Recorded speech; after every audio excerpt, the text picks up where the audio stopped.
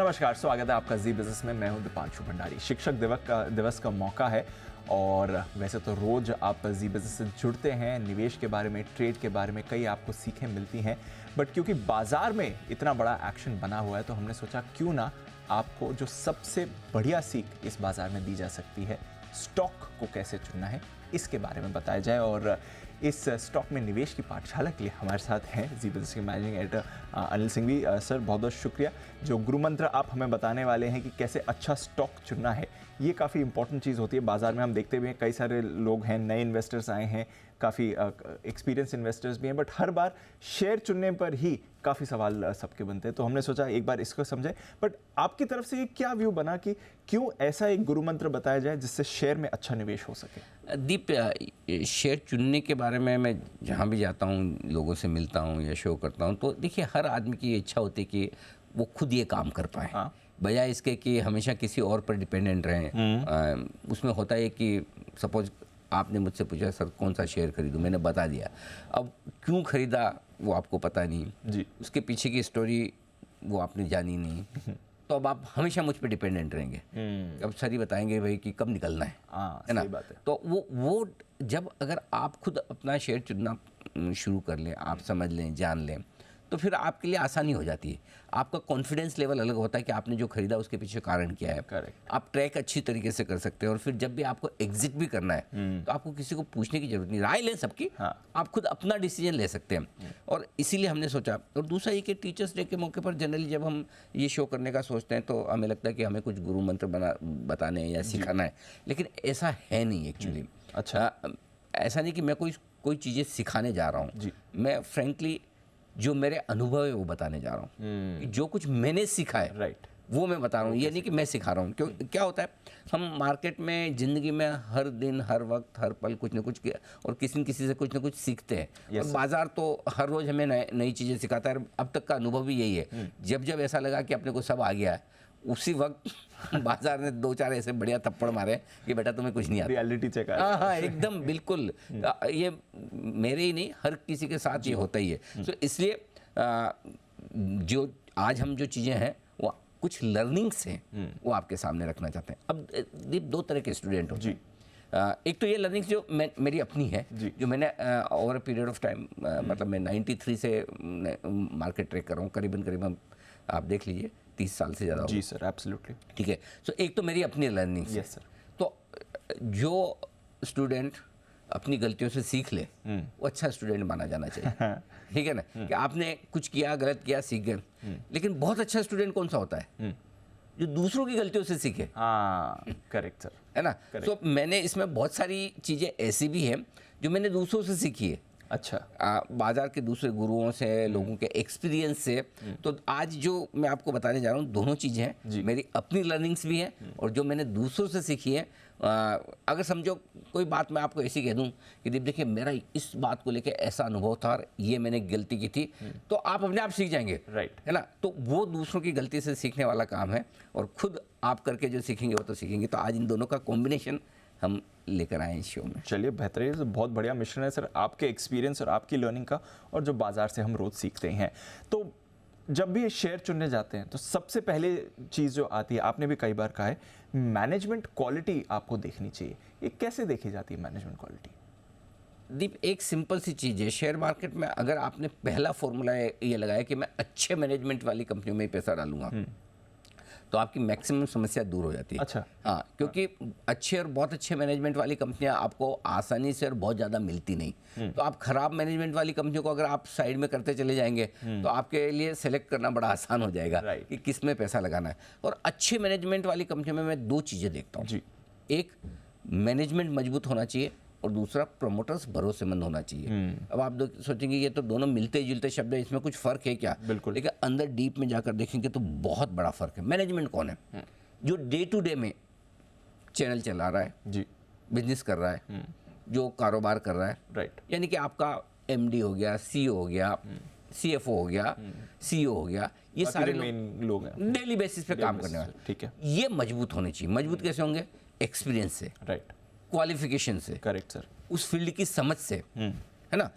तो ये जो लोग हैं, प्रोफेशनल हों, राइट, अनुभवी हों, उनको वो बिजनेस आता हो, हाँ, और अगर उसके साथ एक पुराना ट्रैक रिकॉर्ड मिल जाए कि भाई साहब ये इस कंपनी में गए थे, इस बीमार कंपनी को इन्होंने चला दिया, ये इस ऑर्गेनाइजेशन में बड़ी तकलीफ थी, ये भाई साहब गए और उन्होंने कमाल कर दिया, राइट, ये उनका प्रूवन ट्रैक रिकॉर्ड है। Got it. सो ऐसे professional management, well qualified, experience, proven track record वाले वो मिल गए तो आपका मैक्सिमम, क्योंकि हर रोज तो वही चला रहे हैं। Correct sir. दूसरा होता है पैसा लगाने वाले प्रमोटर्स।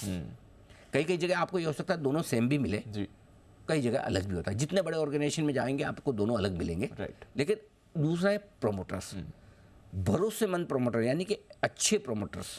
अब भरोसेमंद प्रमोटर की क्वालिफिकेशन अलग अलग हो सकती है, कैसे हो सकती है, क्योंकि प्रमोटर्स में आपको बहुत सारी चीज़ें देखनी होती है। और मैं बार बार ये कहता हूँ कि अगर प्रमोटर वाकई में अच्छे हैं तो ही आप अच्छा पैसा बना सकते हैं। अगर प्रमोटर खराब है और बिजनेस अच्छा है तो भी आपका पैसा नहीं बनेगा।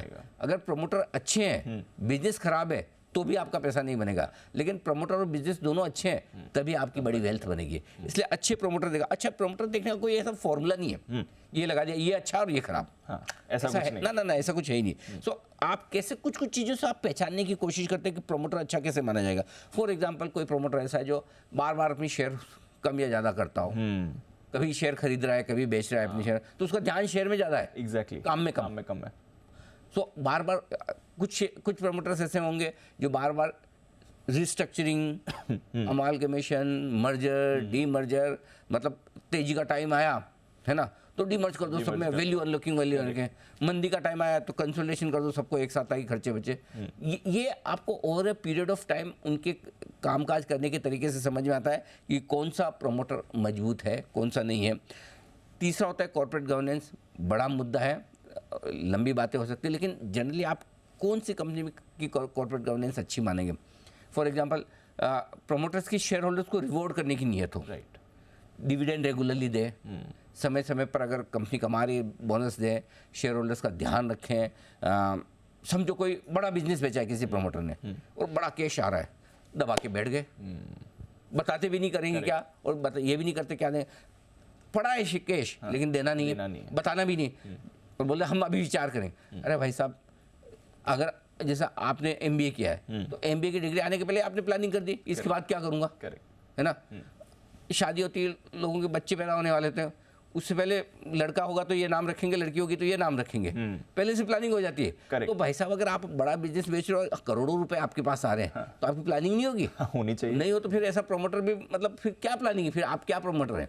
सो कई बार होता है ऐसा प्रमोटर के पास पैसा आ रहा है लेकिन वो बताते नहीं है, न देना चाहते, तो उनकी नीयत समझिए। सो पॉइंट सिंपल ये है, मजबूत मैनेजमेंट और भरोसेमंद प्रमोटर दोनों का कॉम्बिनेशन जहाँ पे मिल जाए वहाँ शेयर खरीदिए। और ऐसी सिचुएशन में अगर आपने कोई महंगा शेयर भी ले लिया, मतलब कोई वैल्यूएशन ज़्यादा दे के भी ले लिया, तो भी चिंता की बात नहीं, लॉन्ग टर्म में पैसा बन जाएगा। लेकिन जहाँ प्रमोटर अच्छे नहीं है, मैनेजमेंट ठीक नहीं है, और वहाँ आपने बहुत सस्ता शेयर भी खरीदा तो भी वो कचरा ही रहेगा, कचरा ही रहेगा, क्वालिटी कभी नहीं हो सकती, और वहाँ पे आपके पैसे लगेंगे। सो सबसे इंपॉर्टेंट चीज़ किसी में, और ये चीज़ है ना एक दिन में नहीं आती, ये बरसों का अनुभव है कि आप किस प्रमोटर को मजबूत माने, भरोसेमंद माने। Got it sir. अच्छा, वैल्यूएशन पर तो आपसे पूछूंगा, बट मैनेजमेंट अच्छी है ये हम समझ रहे हैं, ट्रैक रिकॉर्ड उनका या परफॉर्मेंस कैसे समझते हैं उनके, वो कैसे ट्रैक करेंगे उनके? देखो, प्रमोटर का ट्रैक रिकॉर्ड एक दिन में पता नहीं चलेगा। ट्रैक रिकॉर्ड का मतलब ये कि लंबा आप देखते रहो, तो समय समय पर देखो कि दो चीजें हैं, एक प्रमोटर अच्छे समय में कैसे बिहेव करता है, जब बिजनेस सब बढ़िया चल रहा है, राइट, और खराब समय में कैसे बिहेव करता है। हाँ, समझ गया। देखो क्या वो कहते हैं कि जब सामने आपकी जो दिख रही है, आमने सामने, ये आपकी पर्सनैलिटी है, राइट, और जो अकेले में आप है वो आपका कैरेक्टर है। एग्जैक्टली। तो प्रमोटर का भी ऐसा ही है, जब अच्छे समय में जो आपकी दिख रही है वो पर्सनैलिटी है, लेकिन खराब समय में उसकी क्या नीयत है अपने लेनदारों के प्रति, अपने कस्टमर्स के प्रति, अपने शेयर होल्डर्स के प्रति, उससे आपको पता चलता है कि ये प्रमोटर कितना भरोसेमंद है, उसको उसकी परफॉर्मेंस को कैसे देगा। सिंपल है, आप लगातार देखिए कि प्रॉफिटेबिलिटी किस तरह की आ रही है, पहली चीज़। दूसरा, जो प्रमोटर कहते हैं वो करते हैं या नहीं। फॉर एग्जांपल, जैसे एक ज़माने में ये चलाया था कि इन्फोसिस, ऐसे प्रमोटर हैं, ऐसे मैनेजमेंट है, जो बोलेंगे उससे ज़्यादा करके देंगे। एग्जैक्टली, एक वो ओपिनियन बन गई लोगों का, है ना। बिल्कुल। तो वैसे आप ये देखते हैं कि डिविडेंड रेगुलरली दे रहे हैं क्या, समय समय पर अगर अच्छा पैसा बना रहे हैं तो क्या डिविडेंड बढ़ाकर दे रहे हैं, बोनस दे रहे हैं, ठीक है। सिंपल सी चीज़ है, कंपनी की जन्म कुंडली बनाओ, प्रोमोटर्स की जन्म कुंडली बनाओ। आप समझ गया। देखो कि इनका ट्रैक रिकॉर्ड आसान है, बहुत मुश्किल काम नहीं है, थोड़ा समय देना पड़ता है, जानना समझना पड़ता है, पब्लिक प्लेटफॉर्म पे कैसे बात कर रहे हैं, विजन क्या है, शॉर्टकट तो नहीं ला रहे हैं बिजनेस में, कारोबार में। मैं कई बार बोलता हूँ वो प्रोमोटर है ना, भगवान की तरह है। आपने कंपनी का शेयर खरीदा, प्रोमोटर को भगवान समझो, रोज प्रार्थना करो, पूजा आरती करो, क्योंकि वही प्रसाद देंगे ना, या तो प्रसाद में आपको डिविडेंड देंगे, है ना, एग्जैक्टली, या कभी 56 भोग लगेगा, यानी कि शेयर के दाम बढ़ जाएंगे, कभी बोनस मिल जाएगा, कभी जोर से चलेगा। सो आई थिंक वो बहुत जरूरी है कि आप प्रोमोटर्स का ट्रैक रिकॉर्ड देखिए। Got it sir. अच्छा, वैल्यूएशंस की आपने बात करी, वैल्यूएशंस कैसे पहचानेंगे शेयर्स में? देखो वैल्यूएशन में कोई ऐसा फॉर्मूला है नहीं, क्योंकि देखिए हर वक्त मार्केट में सौदा कब होता है जी, एक आदमी खरीद रहा है, एक आदमी बेच रहा है। यस, जो खरीद रहा है इसलिए कि कल बढ़ेगा, करेक्ट, जो बेच रहा है इसलिए कल घटेगा। एग्जैक्टली, और दोनों अपने आप को स्मार्ट और समझदार समझते हैं, True. एक दूसरे से ज़्यादा, बिल्कुल, इसलिए सौदा हो रहा है। बिल्कुल। सो इसलिए क्या भाव सही है, क्या वैल्यूएशन सही है, इसके लिए वो अंग्रेजी की कहावत है ना, beauty lies in the eyes of beholder. जो देख रहा है उसको कौन ज़्यादा खूबसूरत लगता है, कौन कम लगता है। सो अपना अपना व्यू, अपना अपना विजन है। कोई आदमी एक दिन के हिसाब से खरीद रहा है, कोई एक साल के हिसाब से खरीद रहा है। लेकिन आमतौर पर आपको वैल्यूएशन इस तरह से देखने चाहिए कि जो कंपनी जिस भाव पर ट्रेड कर रही है, जिस वैल्यूएशन पर ट्रेड कर रही है, ओवरऑल मार्केट का क्या वैल्यूएशन है, उस पर्टिकुलर सेक्टर का क्या वैल्यूएशन है, और उसके बाद उस कंपनी का क्या वैल्यूएशन है। अच्छा, अगर आपको लगता है मार्केट और सेक्टर से ज़्यादा महंगी वो कंपनी है, तो ऐसा क्या है उस कंपनी में जिसकी वजह से वो महंगी है? करेक्ट, क्या वाकई में 24 कैरेट गोल्ड वाले प्रमोटर हैं, या ऐसा बिजनेस है कि बॉस इसको तो कोई टच ही नहीं कर सकता? करेक्ट, फॉर एग्जाम्पल टाइटन हो गया आपका, कि टाइटन तो लीडर है, रहेगा, ये महंगा है, महंगा था, महंगा ही रहेगा, राइट, है ना। Correct. सो क्या वैसी है लीडरशिप कि प्रमोटर स्ट्रॉन्ग, बिजनेस जबरदस्त, ब्रांड नंबर 1, फिर तो महंगा ही रहेगा, हमेशा ही महंगा रहेगा। तो आपको महंगा ही खरीदना है, महंगा ही बेचना है ना। सो आपको वैल्यूएशन जो देखना है, वैल्यूएशन उस हिसाब से देखना है कि भाई वाकई में कंपनी को अगर महंगा वैल्यूएशन मिल रहा है तो किस वजह से मिल रहा है, और सस्ता मिल रहा है तो भी सोचना क्यों सस्ता है। मार्केट बेवकूफ़ नहीं है, सारे लोग समझदार हैं यहाँ पे, कई डेढ़ होशियार भी है। तो अगर कोई स्टॉक बहुत सस्ता ट्रेड कर रहा है तो उसके पीछे कुछ कारण होगा, और वो कारण अगर आपको पता चल जाए कि भाई अच्छा ये कोई एक स्टॉक स्टील का 10 के मल्टीपल पर है और कोई एक 4 पे है, ये 4 पे क्यों है, आपने वो कारण पता कर लिया, और उसके बाद आपको लगता है ना ना भाई अब मैं कंफर्टेबल हूँ, मुझे पता है ये सस्ता क्यों है, मैं लूँगा।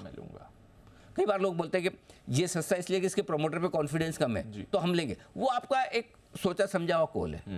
बहुत सारे लोग ऐसे भी करते हैं, भाई अगर ये टाटा जैसा मैनेजमेंट होता तो ये वैल्यूएशन पे थोड़ी मिलता, है ना। बात है। कोई टाइटन जैसी कंपनी के सामने कोई दूसरी ज्वेलरी कंपनी को गिने तो भाई यार अगर यही होता तो ये भी टाइटन जैसा ही होता ना, तो वो आपकी कॉल है। लेकिन आपको पता है फिर कि आप सस्ता वाला शेयर खरीद रहे हो तो क्यों खरीद रहे हो। सो आई थिंक वैल्यूएशन आपको उस हिसाब से देखना है, मार्केट, सेक्टर और कंपनी। वैल्यूएशंस के अलावा भी कुछ फैक्टर्स होते हैं, कैसे पता चलेगा कि कंपनी अच्छी है?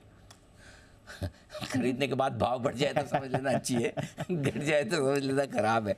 आमतौर पर लोग इसी तरीके से पता करते हैं, ऐसा है नहीं। ये भी होता है कि जनरली ज़्यादातर लोगों के साथ होता है ये 4-5 महीने छोड़ दें जी। जब आप लोगे तो घट जाएगा, बेचोगे तो बढ़ जाएगा।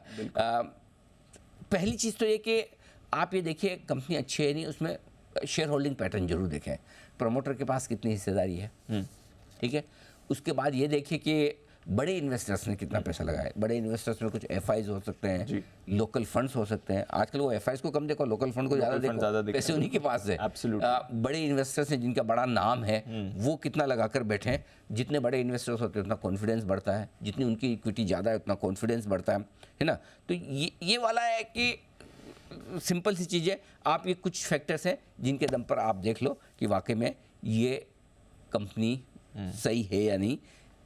बाकी तो बिजनेस और वो सब चीज़ तो आप देखते हैं, बट कुछ और फैक्टर्स हैं जिनसे भी आप अंदाजा लगा सकते हैं। क्योंकि देखिए सारे के सारे तो एक साथ बेवकूफ़ नहीं बनेंगे जी। और अगर सारे बन भी गए तो एक कंपनी में बनेंगे ना, सारी कंपनियों में तो नहीं बनते। करेक्ट। तो इसलिए मतलब कोई एक कंपनी थोड़े समय के लिए सब लोगों को बेवकूफ़ बना सकती है और कुछ लोगों को बहुत समय के लिए बना सकती है, लेकिन सारे लोगों को हर समय बेवकूफ़ नहीं बना सकती ना। तो अगर कोई बड़े इन्वेस्टर्स हैं, एफआईज है, म्यूचुअल फंड्स हैं, उन्होंने बड़ा पैसा लगाया तो उससे आपका कॉन्फिडेंस बढ़ना चाहिए। समझ गया सर। अच्छा, कर्ज की बात होती है, ये कितना इंपॉर्टेंट होता है, इसको आप कैसे ट्रैक करते हैं? देखिए जितना कर्ज कम हो उतना बढ़िया, आमतौर पर ये माना जाता है। लेकिन कुछ कुछ इंडस्ट्री ऐसी है जहाँ पर कर्ज ज़्यादा लेना ही पड़ेगा। जैसे फॉर एग्जांपल आप इंफ्रास्ट्रक्चर के बिजनेस में, तो वहाँ डेट इक्विटी रेशियो हमेशा ज़्यादा रहेगा। तो आप ये देखिए कि फॉर एग्जांपल किसी आईटी कंपनी में कर्ज दिख जाए, तुरंत चौकड़ी पर, तेरे को क्या जरूरत है उधार लेने की, कैश फ्लो है, टेबल कुर्सी और कंप्यूटर और सैलरी देनी है, बस किस बात की कर्ज जरूरत ही नहीं है। अगर कोई आईटी कंपनी कर्ज ले रही है वहीं पे छोड़, लेना ही नहीं है इसको, लेना ही नहीं है। और अगर कोई इंफ्रा कंपनी में कर्ज ज़्यादा दिखे तो नेचुरली यार 10 साल 15 साल के प्रोजेक्ट होते हैं, बनाने में टाइम लगता है, वहाँ डेट इक्विटी रेशियो हाई हो गई होगा। इसमें आपको देखना है कि कैश फ्लो कैसे है। अगर रेगुलरली कैश फ्लो पॉजिटिव है, कर्ज है और आपकी कर्ज का इंटरेस्ट और प्रिंसिपल चुकाने की ताकत है, तो कोई दिक्कत नहीं। राइट। इतना पैसा आपका कंपनी का ऑपरेशन से, कमाई से आ रहा है कि आप चुका पा रहे हैं, वो सबसे ज्यादा। तो मैं जहां हाई डेट वाली कंपनियां होती है, पहली चीज तो ये कि इन जनरल आप उनसे दूर रहो। और अगर कोई पर्टिकुलर स्पेसिफिक इंडस्ट्री की डिमांड है कि यहाँ कर्ज ज़्यादा लेना ही पड़ेगा उस कंपनी को, तो फिर उसके कैश फ्लो देख लो। अच्छा, बस इन दो फॉर्मूला को लगा दो। ठीक है सर। इसमें एक चीज़ और होती है सर कि प्रमोटर कभी कभी अपने शेयर्स गिरवी रखकर कर्ज ले लेते हैं। इस पर कई बार काफ़ी सवाल उठते हुए हमने देखे हैं और कई बार यहाँ पर पिटाई भी होती है स्टॉक्स की। क्या ये अच्छी चीज़ है, खराब चीज़ है, इसको कैसे एनालाइज करें? इन जनरल खराब है। अच्छा, इन जनरल खराब माना जाता है। जैसे इन जनरल कर्ज ज़्यादा होना खराब माना जाता है जी, क्योंकि लेकिन ऐसा नहीं कि आप मतलब सबको एक ही तरह से गिन लें। राइट। कर्ज किस ले लिया है जी, वो गिरवी रखिए, वो इम्पोर्टेंट। अगर कई बार क्या होता है कि प्रोमोटर्स को कोई प्रोजेक्ट में इक्विटी लानी है, अब पैसे तो लिमिटेड ही है ना भाई, उनके पास कोई ऐसा तो है नहीं बरस रहे, तो वो कर्ज अपने शेयरों के सामने कर्ज लेंगे और उस बिजनेस में लगाएंगे। राइट। जब तक बिजनेस में वो पैसा लगा रहे हैं अच्छी बात है, लेकिन अनरिलेटेड बिजनेस में लगा रहे हैं तो खराब बात है। या जो आप नहीं जानते हैं या अननेसेसरी एक्सपांशन कर रहे हैं, तो फिर मार्केट थोड़ा उसको ख़राब समझता है। कई बार ये होता है कि अगर अपने ही बिजनेस में पैसा डालने के लिए आप कर्ज ले लेके बार बार कर रहे हैं, तो ये टाइम बॉम्ब है। भगवान न करे किसी वजह से बाजार जोर से घट गया, हाँ, और मार्जिन कॉल आने लगे, तो आपका शेयर ही बिक जाएगा पूरा। True, correct. ये चीज़ें कई बार होती है। सो जहाँ स्टेक गिरवी ज़्यादा रखी हुई है वहाँ थोड़ी आपको सावधानी रखनी जरूरी है। समझ गया सर।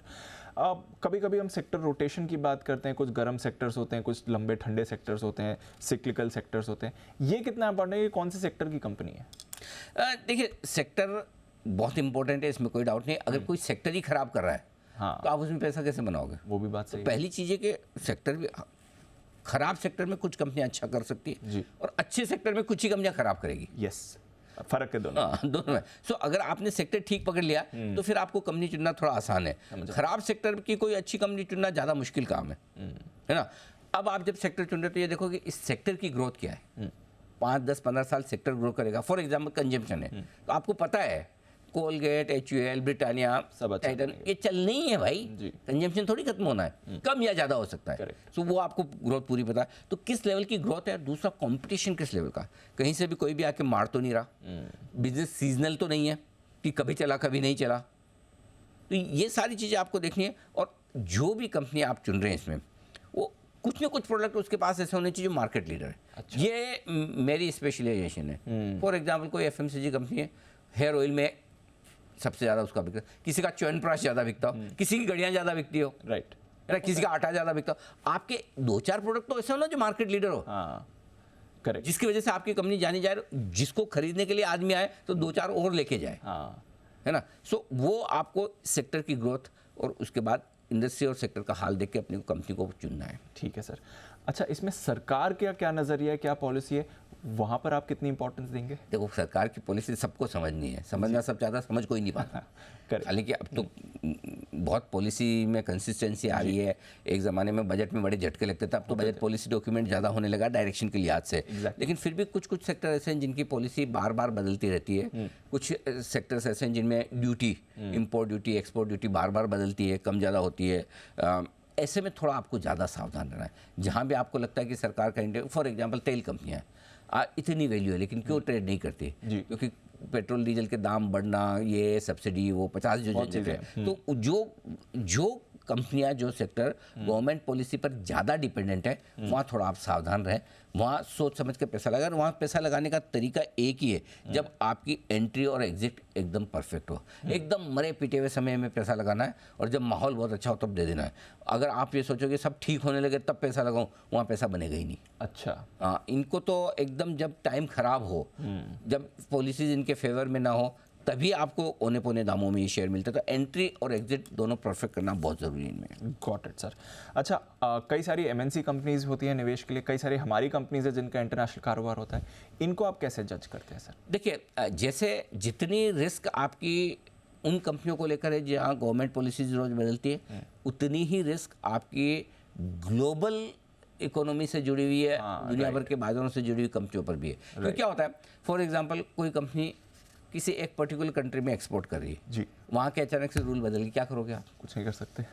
अगर वहाँ की कंपनी, वहाँ की सरकार ने डिसाइड कर लिया कि एंटी डंपिंग ड्यूटी लगाएंगे जी, या वहाँ की सरकार ने बोल दिया भाई ये पर्टिकुलर प्रोडक्ट हमारे यहाँ एनवायरनमेंट के लिए ठीक नहीं है ना। फंस गए। कई बार आपको ऐसे दूसरे देशों में जो रेस्ट्रिक्शंस होते हैं उसका फ़ायदा मिलता है, लेकिन कई बार अगर आपको नुकसान भी हो सकता है।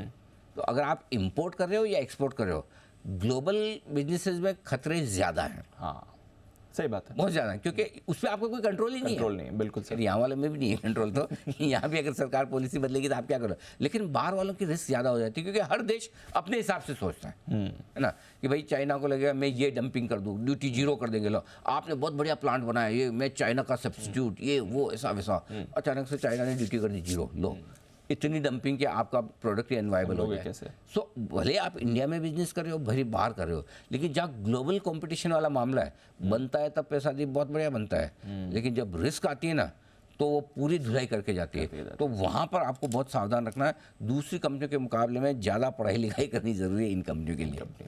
ठीक है सर। अच्छा, ये तो आपने काफ़ी सारी चीज़ें बताई जो बाजार के रूल्स के हिसाब से होती हैं।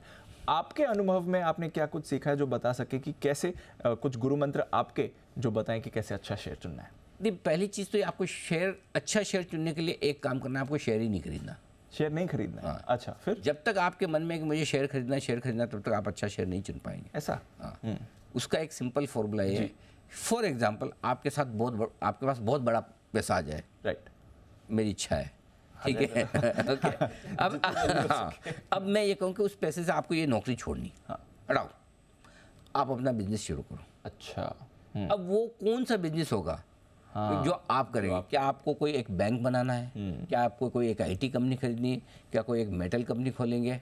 हाँ, या कोई आजकल के नए ज़माने की किसी ई कॉमर्स कंपनी में आप आप ये सोचो कि मेरे पास भी अगर किसी बैंक चलाने जितना पैसा आ जाए, या मेरे पास किसी आईटी कंपनी जितना पैसा आ जाए, तो मैं कौन सी कंपनी खरीदूंगा या कौन सी कंपनी बनाऊंगा? जिस दिन आपने ये सोचने लगा कि मेरे को ये बिजनेस करना है, तो फिर आपकी थॉट प्रोसेस है। और बिजनेस आपको एक दिन, एक महीने, एक साल, 2 साल के लिए नहीं करते हैं जी, बिजनेस लाइफ लॉन्ग के लिए बनाते हैं। Correct sir, correct. तो पहली चीज आप सोचेंगे अलग तरीके से, एंटरप्रेन्योर की तरह। दूसरा, लॉन्ग टर्म सोचना शुरू करेंगे। तीसरा, आप जब इन्वेस्ट करेंगे तो आप ये सोचेंगे मैं इस कंपनी में पार्टनर हूँ, राइट, और मुझे इस कंपनी पे भरोसा है। समझा। और आप अपने बिजनेस बनाते हैं, मैक्सिमम केस में बिजनेस ये लोग सोचते हैं कि मेरी नेक्स्ट जनरेशन पे भी जाएगा। Yes, correct sir. इसका मतलब है कि जब वो शेयर आप खरीद रहे हैं, आप अपनी नेक्स्ट जनरेशन के लिए खरीद रहे हैं, तब आपकी वेल्थ बनेगी। तो और दूसरा है कि फिर आपको उसकी समझ भी बहुत होगी। पहली चीज़ ये समझ लीजिए कि आप शेयर नहीं खरीदना है, आपको बिजनेस में पार्टनर बनना है। Got it. अगली जनरेशन के लिए उस हिसाब से फिर उस हिसाब से करेंगे ना, वहाँ से आपको फिर अपने आप उस पर्टिकुलर सेक्टर में बेस्ट कंपनी ढूंढना शुरू करेंगे। आप लॉन्ग टर्म सोचेंगे, और फिर जो वेल्थ बनेगी वो कमाल की बनेगी।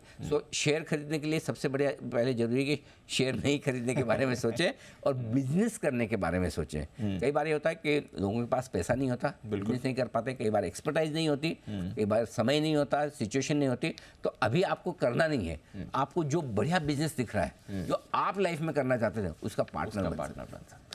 पार्टनर बनने की कोशिश करें। समझ गया सर, बहुत बहुत शुक्रिया, बहुत बहुत धन्यवाद अनिल जी, एक बार फिर से कुछ बेहतरीन गुरु मंत्र सिखाने के लिए। रोज़ तो आप सिखाते ही हैं बाजार के, बट आज थोड़ा स्पेशल टाइम लिया, और शिक्षक दिवस की भी आपको ढेरों शुभकामनाएं। आशा है सर कि आने वाले समय में भी आप रोज़ हमें कुछ ऐसी बढ़िया चीज़ें सिखाएं। आप सबका भी बहुत बहुत धन्यवाद इस स्पेशल मौके पर हमारे साथ जुड़ने के लिए और कुछ निवेश के गुरु मंत्र सीखने के लिए। बहुत बहुत शुक्रिया आपका।